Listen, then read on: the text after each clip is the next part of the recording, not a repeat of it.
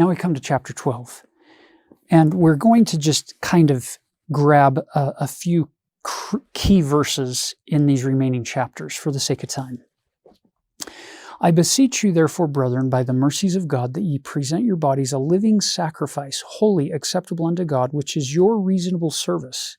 And be not conformed to this world, but be ye transformed by the renewing of your mind, that you may prove what is that good and acceptable and perfect will of God. I'll never forget a lesson that I once saw from Grant Anderson, a colleague back when I was in seminaries and institutes. He held up a balloon and he said, watch what happens to the balloon. And then he pushed his finger into the balloon, and lo and behold, the balloon changed its shape completely. The balloon conformed to the outer pressure that was placed upon it. Keep in mind, Paul's writing this letter to a group of saints living in Rome.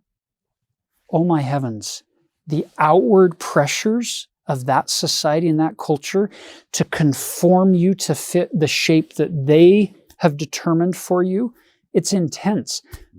I wonder if the 21st century world isn't terribly different than the first century Roman world when it comes to conformance and people trying to poke you and prod you into fitting a shape that they have predetermined for you. I had this experience some years ago. I happened to meet another scholar from another very fine university. And when he found out that I was associated with Brigham Young University, which is sponsored by the Church of Jesus Christ of Latter-day Saints, he said to me, why doesn't BYU just become like all the other universities out there? And I just thought to myself, then what would be the point? Like, if it's just like every other university, there's nothing of value or distinctiveness. Like, when you go to a buffet, if it's just potatoes on every option, that is not a very good buffet. So this is what God invites us to do. He invites us to be different, which is to declare and live our full identity as his children, and then to not conform to the pressures of the world, to be the children of other things. I love this concept. Elder Clark Gilbert, who is the commissioner of education for the church educational system, he wrote an incredible article called Dare to be Different in the Deseret magazine. You could Google it and look it up. It's this idea exactly of what you're describing here, of there's this outward pressure for the BYUs and for the church to just conform, just be like everybody else.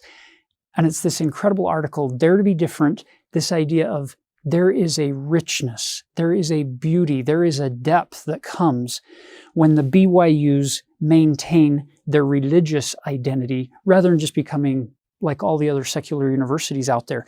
Let's add to this one more. I have a friend who just shared this with me, a man named Dan Duckworth, who is involved with a group called Leading Saints, helping members of the church like upgrade how we teach and learn and lead. And he said, it's interesting, if you take a typical bell curve, right? The bell curve is like most people are kind of right here in the middle of like, here's normal. And in society that you have some negative deviants, people who are kind of off the end, who create problems in society. And we try to encourage those people, like, don't create problems for society, right? And sometimes they go to jail.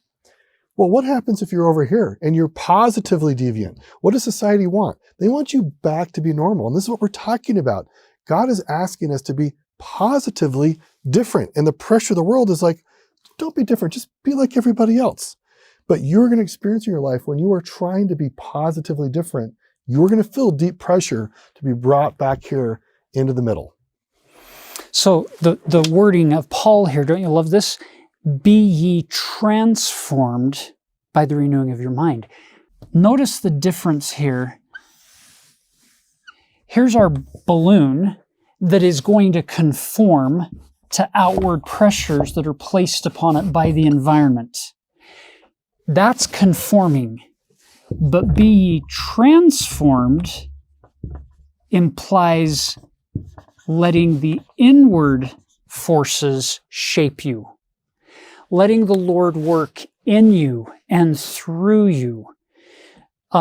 It's a powerful paradigm shift when you stop trying to conform to what other people expect, but when you allow the Lord to change you from the inside. You're transformed.